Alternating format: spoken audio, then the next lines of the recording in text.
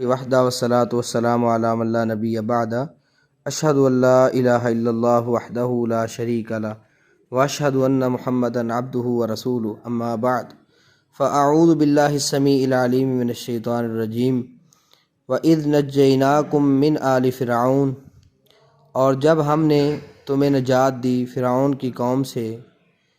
یسومونکم، وہ پہنچاتے تھے تمہیں سوء العذاب، برا عذاب، یذبحون ابناءکم، وہ بری طرح ذبح کرتے تھے تمہارے بیٹوں کو، ویستحیون نساءکم، اور وہ زندہ چھوڑتے تھے تمہاری عورتوں کو، وفی ذالکم، اور اس میں بلاء من ربکم عظیم، تمہارے رب کی طرف سے بہت بڑی آزمائش تھی۔ یہاں سے بنی اسرائیل پر کیے جانے والے انعامات اور انہیں دی جانے والی فضیلت کی تفصیل شروع ہوتی ہے۔ تو یہ اللہ رب العالمین نے ان پر انعام کیا کہ ان کو فرعون کے ظلم سے بچا لیا۔ فرعون بنی اسرائیل کے بچوں کو قتل کر دیتا تھا، ان کی خواتین کو زندہ چھوڑتا تھا۔ تو یہ آل فرعون سے مراد اس کا جتھا اور گروہ ہے جو اس کی قوم اور اس کے متبعین تھے، اور یہ وہ مصر والا فرعون ہے جس نے ربوبیت کا اور الوہیت کا دعویٰ کیا تھا موسیٰ علیہ السلام کے دور میں۔ تو اسی طرح ویسے آل بیٹوں پہ بھی بولا جاتا ہے، گھر والوں پہ بھی بولا جاتا ہے، لیکن یہاں سے مراد اس کے جو قبیلے کے لوگ اور جو اس کے متبعین تھے وہ مراد ہیں۔ وہ کرتے کیا تھے؟ سخت سزائیں دیتے تھے ایمان والوں کو، ان کے بچوں کو ذبح کر دیتے تھے بری طرح سے، اور اسی طرح ان کی عورتوں کو زندہ چھوڑتے تھے۔ یہ بات اللہ رب العالمین نے کئی مقامات پہ بیان فرمائی ہے، کئی مقامات پہ ذکر کی ہے۔ تو جب موسیٰ علیہ السلام واضح دلائل لے کر آئے تو فرعون نے کہا اقتلوا ابناء الذین آمنوا معہ واستحیوا نساءہم، سورۃ مومن آیہ نمبر 25 میں، کہ فرعون نے اور اس کی قوم نے کیا کہا بنی اسرائیل کے حوالے سے کہ ان کے ایمان والوں کے بچوں کو قتل کر دو اور ان کی عورتوں کو زندہ چھوڑ دو۔ تو آگے سے دوسرے مقام پہ اللہ تعالیٰ نے یہ بھی ان کا ذکر کیا سورۃ اعراف آیہ نمبر 127 میں کہ انہوں نے کہا سنقتل ابناءہم ونستحیی نساءہم وإنا فوقہم قاہرون،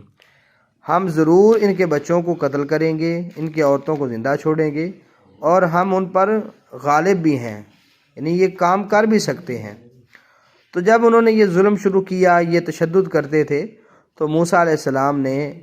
اپنی قوم سے یہ بات کی، ان کو سمجھایا، کہا استعینوا باللہ واصبروا، تم اللہ سے مدد مانگو اور صبر کرو، ان الارض للہ یورثھا من یشاء من عبادہ، بے شک زمین اللہ کے لیے ہے، وہ اس کا وارث جسے چاہتا ہے بنا دیتا ہے، من عبادہ، اپنے بندوں میں سے، والعاقبۃ للمتقین، اچھا انجام متقین کے لیے ہے، سورۃ اعراف آیہ نمبر 128 میں۔ تو حضرت موسیٰ علیہ السلام کی بعثت سے قبل بھی یہ کام ہوتا رہا اور قتل لوگ ہوتے تھے۔ ولادت سے پہلے خواتین پریشان ہوتی تھیں کہ اب بچے کا کیا بنے گا۔ موسیٰ علیہ السلام کی ولادت سے پہلے بھی یہ معاملہ بنا، اسی لیے قرآن مجید میں اللہ تعالیٰ نے کہا نا کہ ہم نے موسیٰ سے کہا تھا، وحی کی تھی، ان ارضعیہ، کہ تو اس کو دودھ پلا، فَإِذَا خِفْتِ عَلَيْهِ فَأَلْقِيهِ فِي الْيَمِّ وَلَا تَخَافِي وَلَا تَحْزَنِي، سورۃ قصص آیہ نمبر 7 میں، کہ دودھ پلا، جب تجھے کوئی خوف محسوس ہو تو اسے سمندر میں ڈال دینا، اور کسی قسم کا خوف نہیں لینا اور نہ ہی غمگین ہونا ہے۔ تو اسی طرح سورۃ طٰہٰ آیہ نمبر 38 اور 39 میں اللہ تعالیٰ فرماتے ہیں اذا اوحینا الی امک ما یوحی ان اقذفیہ فی التابوت فاقذفیہ فی الیم فلیلقہ الیم بالساحل یأخذہ عدو لی وعدو لہ۔ تو ان چیزوں سے یعنی معلوم ہوتا ہے کہ موسیٰ علیہ السلام کی پیدائش سے پہلے بھی یہ معاملہ تھا۔ تو اسی طرح سیدنا موسیٰ علیہ السلام کو بنی اسرائیل نے یہ بات کہی تھی، اوذینا من قبل ان تأتینا ومن بعد ما جئتنا، سورۃ اعراف آیہ نمبر 129 میں، کہ موسیٰ تیرے آنے سے پہلے بھی ہمیں تکلیف دی جاتی تھی اور تیرے آنے کے بعد بھی۔ تو یہ ساری چیزیں ذکر کر کے اللہ تعالیٰ کیا فرماتے ہیں، وَفِي ذَلِكُمْ بَلَاءٌ مِّن رَبِّكُمْ عَظِيمٌ، ان تمام چیزوں میں تمہارے لیے رب کی طرف سے امتحان اور آزمائش تھی۔ ٹھیک ہے، تو یہ امتحان دو طرح کا ہوتا ہے، ایک تو اللہ رب العالمین کسی پر خیر کر کے آزماتے ہیں، اور ایک کسی کو شر کے ساتھ آزماتے ہیں، جیسا کہ اللہ رب العالمین نے قرآن مجید میں ہی بیان فرمایا سورۃ انبیاء آیہ نمبر 35 میں، وَنَبْلُوكُمْ بِالشَّرِّ وَالْخَيْرِ فِتْنَةً وَإِلَيْنَا تُرْجَعُونَ، ہم تمہیں شر کے ساتھ بھی آزمائیں گے، خیر کے ساتھ بھی آزمائیں گے، یہ آزمائش تمہاری ہو کے رہے گی اور لوٹنا تم نے ہماری طرف ہی ہے۔ اور اسی طرح سورۃ اعراف آیہ نمبر 168 میں فرمایا وَبَلَوْنَاهُمْ بِالْحَسَنَاتِ وَالسَّيِّئَاتِ لَعَلَّهُمْ يَرْجِعُونَ، ہم نے اچھائیوں کے ساتھ بھی ان کو آزمایا اور برائیوں کے ساتھ بھی آزمایا، خوبیاں بھی ان کو عطا کی اور نعمتیں بھی عطا کی، اسی طرح کچھ آزمائشیں بھی کیں تاکہ وہ لوٹ آئیں، رجوع کریں، حق کی طرف آ جائیں۔ تو اس میں اللہ رب العالمین نے بہت بڑی ان کی آزمائش رکھی تھی۔ تو اس میں سے کیا مراد ہے؟ بعض کہتے ہیں کہ اس سے مراد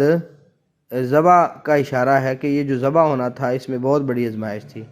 ٹھیک ہے، اور نجات کی طرف بھی، کیونکہ ذبح کیا جانا ایک مصیبت تھی اور نجات ایک انعام تھا۔ تو یہ امتحان ہے نا کہ مشکل میں انسان کیا کرتا ہے، اور اگر خوشی ملتی ہے تو خوشی میں کیا کرتا ہے۔ تو اس کے بعد اللہ رب العالمین نے اپنے بندوں کو بچا لیا، اس کی آگے تفصیل آ رہی ہے کہ اس طرح اللہ تعالیٰ نے ان کو بچایا، بنی اسرائیل کو، فرعون کے سرکشی سے اور اس کے نقصانات سے۔ بہرحال فرعون بنی اسرائیل کی تعداد جو بڑھ رہی تھی ان کے غلبے سے خائف تھا، اس لیے وہ ظلم کرتا تھا۔ اور بھی وجوہات ہو سکتی ہیں، آج کل بھی دنیا بھر کے کفار مسلمانوں کی آبادی بڑھنے سے سخت خائف ہیں اور لالچ اور دھمکی ہر طریقے سے ان کی آبادی روکنے کی کوشش کر رہے ہیں۔ تو بہرحال یہ پہلے بھی کام تھا۔ تو یہ جو خوشی تھی یہ عاشورہ والے دن ان کو ملی،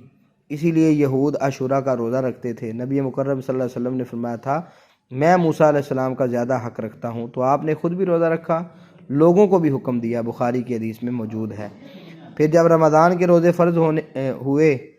تو یہ جو عاشورہ کا روزہ پہلے فرض تھا بعد میں نفل قرار دیا گیا۔